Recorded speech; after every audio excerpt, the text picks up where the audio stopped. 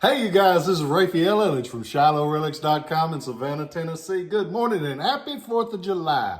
I hope you guys had a good weekend. Today, this year it falls on a Tuesday, but we got everybody together last weekend. Had a great time celebrating America.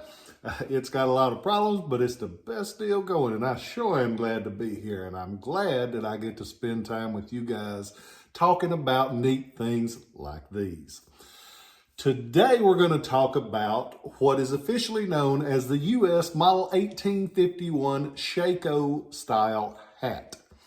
They're a weird looking, almost stovepipe looking hat, but I've always loved them because they're so neat. They've got a lot of character to them. They show up in a lot of variations. They're basically, the Shako hat is a rigid body hat.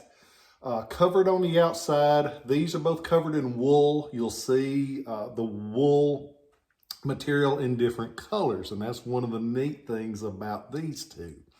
They're both infantry, and we know it for a couple of reasons. This one has the hunting horn on the front, which is the insignia for the Civil War and earlier for infantry. Has the A in the center, so we know it was Infantry Company A. That's what the little silvered letter A is for in the center.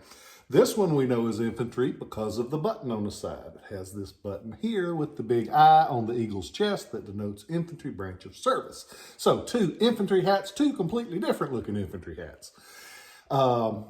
Because this one is more regular militia, standard pattern. The other one is for a state. How do we know it's a state? That's a hell of a question. I'm glad you asked. Look on the side of the button. We've got the uniform button with the seal of the great state of Massachusetts. Massachusetts, to me, has one of the coolest looking buttons. It has that famous arm raised with the sword. And there's a lot of variations. When I first got into this stuff, I collected the variations of the maker marks on the back. The faces are basically the same. There's an MS-34 and an MS-35 in the book, and they are basically the same button, different back marks, but there's a ton of different back marks. I had at one time a whole frame full of different versions of back marks. I collected them because they were affordable and they were neat. I just thought they were cool. So thank you, Massachusetts, for letting us collectors have all those neat buttons. If you go onto the website, I've got several different versions because I still like them, and they're still affordable. Most of them you can buy under $50 a piece, which that's still a lot of money, but in today's collecting world, hell, last summer that was a couple dozen eggs. So go on there, check those out. But back to the colors. Before the war, year of our Lord 1860, the militia units, they were wearing blue, they were wearing gray, and that didn't matter what state you were from. Some of them would wear one, some would wear the other. Because you'll see those New England states like Massachusetts, like Maine, New Hampshire, they had those gray uniforms, which looked really pretty when we were all one big country. But when the war broke out, and some of those first battles, they show up. Not everybody's wearing gray. Not everybody's wearing blue. And some of the guys wearing that gray were people from New England. When you read the reports and hear about the one of the first major battle up north, the Battle of Manassas, or as some folks call it, Bull Run, there were a lot of peoples like. We see gray, must be Confederate. Nope, it was a lot of people firing on people because they didn't know exactly who they were. And it was because they were wearing those. Later on, it pretty much got to be the blue and the gray. But before then, it was the blue, the gray, the red for the Zouave soldiers. And so you run into a lot of variation. And that's one thing that's neat, because I had this hat at a show a while back, and I had it laying beside this one, and people would walk up to the table and be like, "Ooh, look at that Confederate one." Nope, it's not. It displays like a Confederate one and is a fraction of the price of what a Confederate hat would cost you. So, back to the hats themselves. We have the wool covering the hats. We have the the leather visor. One of them is made a little bit better than the others. It has the detailed trim work around the outside. The Massachusetts one, this would have been an expensive hat in its day because it's very well crafted. We've got this little pin, and when you look at these, this is referred to as a Jeff Davis hat pin. And it's kind of weird that they would have that on a Massachusetts hat.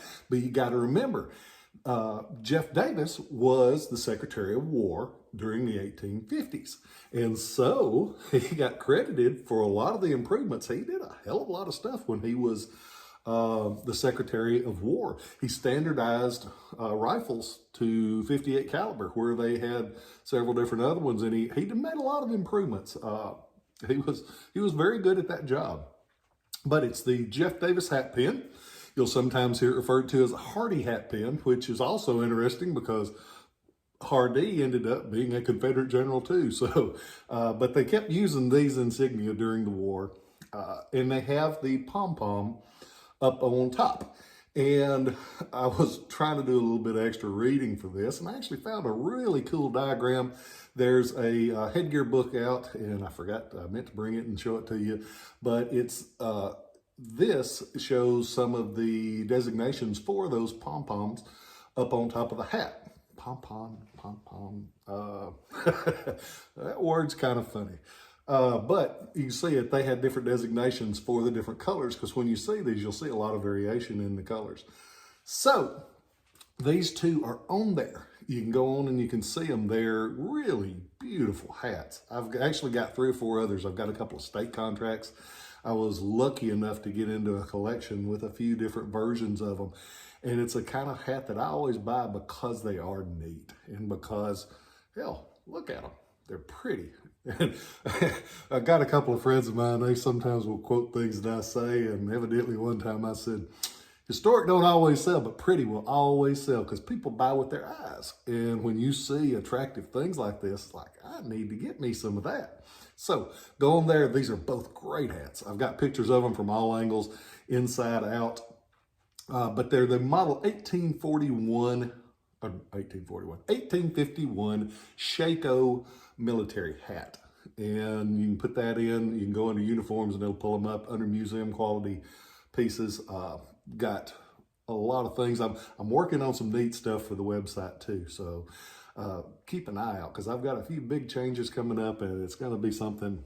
Got several things in the pipeline. If everything comes to pass, we're gonna have some fun, and we're gonna show you some new things. But go on there and check these out. Happy 4th of July.